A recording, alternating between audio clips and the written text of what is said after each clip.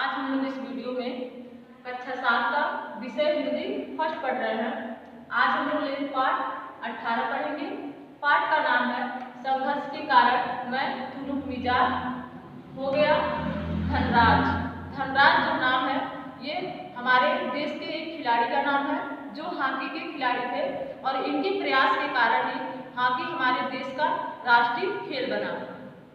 ये जो चैप्टर है ये साक्षात्कार है और इस साक्षात्कार में मुख्य भूमिका विनीता पांडे ने निभाया था। इस पाठ की लेखिका भी विनीता पांडे हैं। विनीता पांडे जी ने धनराज का साक्षात्कार यानी इंटरव्यू लिया था क्योंकि वो उनके जीवन के अनुभवों के बारे में जानना चाहती थी। वो जानना चाहती थी कि वो जो खेल के क्षेत्र में जो ख्याति प्राप्त किए हैं उसके पाने में उन्होंने कितना संघर्ष किया है। ये पूरा पाठ धनराज के जीवन से संबंधित है। इसको हम लोग बुक की सहायता से पढ़ेंगे। सभी बच्चे अपना हिंदी का बुक खोलेंगे और पाठ 18 पर आएंगे। बच्चों, हम लोग हिंदी फर्स्ट में पाठ 18 संघर्ष के कारण मैं तुनुक मिजाज हो गया। धनराज पाठ 18 पढ़ने जा रहे हैं। पहले सबसे पहले हम आप लोगों को तुनुक मिजाज का अर्थ बता दें। तुनुक मिजाज का अर्थ होता है मन में हिचकिचाहट होना या गुस्से की भावना रखना या छोटी छोटी बातों पे गुस्सा करना, ऐसा स्वभाव था धनराज का। हॉकी के प्रसिद्ध खिलाड़ी धनराज पिल्ले जब 35 वर्ष के हो गए, उनका एक साक्षात्कार विनीता पांडे ने लिया था। इस साक्षात्कार का संपादित अंश यहाँ दिया जा रहा है। सबसे पहले विनीता धनराज से प्रश्न करती हैं, खिड़की पूड़े की तंग गलियों से लेकर मुंबई के हीरानंदानी पवई कॉम्प्लेक्स तक आपका सफ़र बहुत लंबा और कष्ट साध्य रहा। उस सफ़र के बारे में कुछ बताएं। यानी वो उनके जीवन के प्रारंभ से लेकर के और उनकी ख्याति प्राप्ति तक का जीवन के सभी अनुभव को उनसे जानना चाहती हैं। उसके बाद धनराज कहते हैं, बचपन मुश्किलों से भरा रहा। हम बहुत गरीब थे। मेरे दोनों बड़े भाई हॉकी खेलते थे। उन्हीं के चलते मुझे भी उसका शौक हुआ, पर हॉकी स्टिक खरीदने तक की हैसियत नहीं थी मेरी। इसलिए अपने साथियों की स्टिक उधार मांगकर काम चलाता था। वह मुझे तभी मिलती जब वे खेल चुके होते थे। इसके लिए बहुत धीरज के साथ अपनी बारी का इंतजार करना पड़ता था। मुझे अपनी पहली स्टिक तब मिली जब मेरे बड़े भाई को भारतीय कैंप के लिए चुना गया। उसने मुझे अपनी पुरानी स्टिक दे दी। वह नई तो नहीं थी, लेकिन मेरे लिए बहुत कीमती थी क्योंकि वह मेरी अपनी थी। इस तरह से जो सबसे प्रसिद्ध हॉकी का खिलाड़ी है उसके पास बचपन में अपनी स्टिक नहीं थी और वो बता रहे हैं कि किस प्रकार वो अपने साथियों का प्रतीक्षा करने के खेलने के बाद वो हॉकी का प्रैक्टिस करते थे या हॉकी खेलते थे। आगे है, मैंने अपनी जूनियर राष्ट्रीय हॉकी सन 1985 में मणिपुर में खेली। तब मैं सिर्फ 16 साल का था। देखने में दुबला पतला और छोटे बच्चे जैसा चेहरा। अपनी दुबली कदकाठी के बावजूद मेरा ऐसा दबदबा था कि कोई मुझसे भिड़ने की कोशिश नहीं करता था। मैं बहुत जुझारू था, मैदान में भी और मैदान से बाहर भी। 1986 में मुझे सीनियर टीम में डाल दिया गया और मैं बोरिया बिस्तर बांधकर मुंबई चला गया। उस साल मैंने और मेरे बड़े भाई रमेश ने मुंबई लीग में बेहतरीन खेल खेला। हमने खूब धूम मचाई। इसी के चलते मेरे अंदर एक उम्मीद जागी कि मुझे ओलंपिक 1988 के लिए नेशनल कैंप से बुलावा जरूर आएगा, पर नहीं आया। मेरा नाम 57 खिलाड़ियों की लिस्ट में भी नहीं था। बड़ी मायूसी हुई, मगर एक साल बाद ही ऑलविन एशिया कप के कैंप के लिए मुझे चुन लिया गया। तब से लेकर आज तक मैंने पीछे मुड़कर नहीं देखा। आगे विनीता अगला सवाल करती है कि आपका विद्यार्थी जीवन कैसा रहा? आपने स्कूल के दिनों से आपकी किस प्रकार की यादें जुड़ी है? उसके बाद धनराज उत्तर देते हैं, मैं पढ़ने में एकदम फिसड्डी था। किसी तरह 10वीं तक पहुंचा, मगर उसके आगे तो मामला बहुत कठिन था।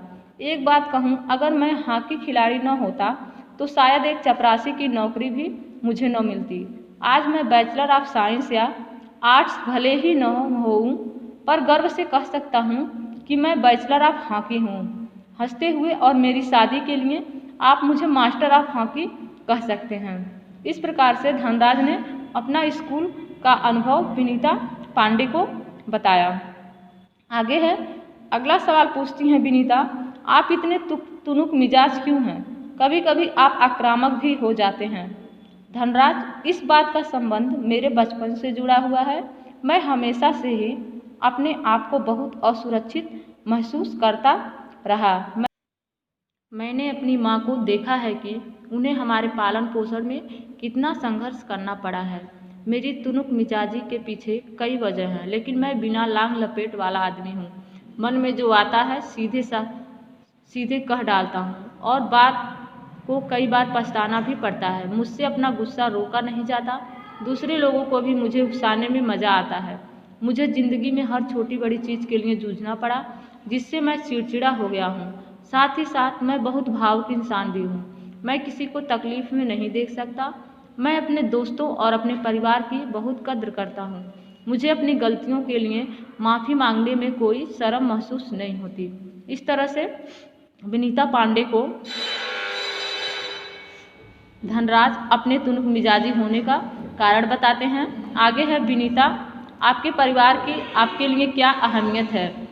उसके बाद धनराज बताते हैं कि सबसे अधिक प्रेरणा मुझे अपनी माँ से मिली। उन्होंने हम सब भाई बहनों में अच्छे संस्कार डालने की कोशिश की। मैं उनके सबसे नज़दीक हूँ। मैं चाहे भारत में रहूँ या विदेश में, रोज़ रात में सोने से पहले माँ से ज़रूर बात करता हूँ। मेरी माँ ने मुझे अपनी प्रसिद्धि को विनम्रता के साथ संभालने की सीख दी है। मेरी सबसे बड़ी भाभी कविता भी मेरे लिए माँ की तरह हैं और वह भी मेरे लिए प्रेरणा स्रोत रही हैं। आगे विनीता का सवाल है, आपने सबसे पहले कृत्रिम घास एस्ट्रोटर्फ पर हॉकी कब खेली। धनराज, मैंने सबसे पहले कृत्रिम घास तब देखी जब राष्ट्रीय खेलों नेशनल्स में भाग लेने 1988 में नई दिल्ली आया। मुझे याद है कि किस तरह सौम्या और जोकिम करवाल्हो मुझे एक कोने में ले जाकर कृत्रिम घास पर खेलने के गुर बता रहे थे और जब वे बताने में लगे हुए थे, मैं झुक झुक कर उस मैदान को छू रहा था। मुझे विश्वास ही नहीं हो रहा था कि विज्ञान इस कदर तरक्की कर सकता है जिससे कृत्रिम घास तक उगाई जा सके। विनीता, हर युवक का यह सपना होता है उसके पास एक कार हो।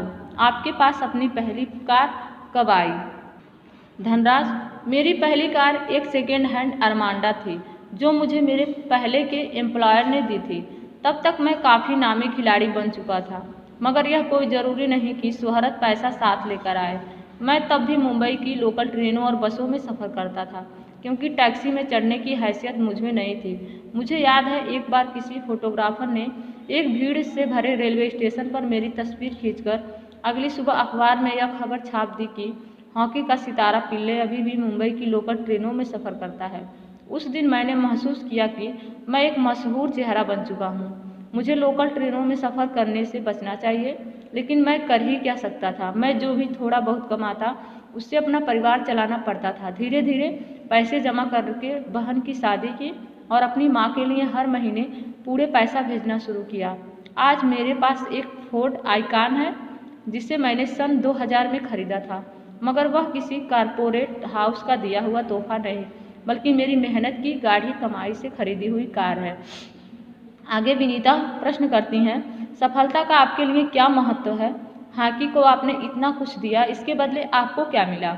धनराज, कुछ रुपए इनाम में मिले थे, मगर आज खिलाड़ियों को जितना मिलता है उसके मुकाबले में पहले कुछ नहीं मिलता था। मेरी पहली जिम्मेदारी थी परिवार में आर्थिक तंगी को दूर करना और उन सबको एक बेहतर जिंदगी देना। विदेश में जाकर खेलने से जो कमाई हुई उससे मैंने 1964 में पुणे के भाऊ पाटिल रोड पर 2 बेडरूम का एक छोटा सा फ्लैट खरीदा। घर छोटा जरूर है पर हम सबके लिए काफ़ी है। 1999 में महाराष्ट्र सरकार ने मुझे पवई में एक फ्लैट दिया। वह ऐसा घर है जिसे खरीदने को मेरी खुद की हैसियत कभी न हो पाती। विनीता, सेलिब्रिटीज़ के साथ एक ही मंच पर बैठना कैसा लगता है। धनराज, बहुत अच्छा। जब हम राष्ट्रपति से मिले तब यह महसूस हुआ कि हम कितने खास हैं। हॉकी ही है जिसके चलते हर जगह प्रतिष्ठा मिली। इस प्रकार से विनीता पांडे ने धनराज का साक्षात्कार लिया और धनराज ने अपने जीवन के सभी अनुभवों को उनसे बिना किसी हिचकिचाहट के शेयर किए। सभी बच्चे इस पाठ को भली भांति अच्छी तरह से पढ़ेंगे और धनराज के व्यक्तित्व को अपने जीवन में उतारने का प्रयास करेंगे ताकि वो भी सफलता के उच्च श्रेणी में हो। धन्यवाद बच्चों, ये पाठ समाप्त हुआ।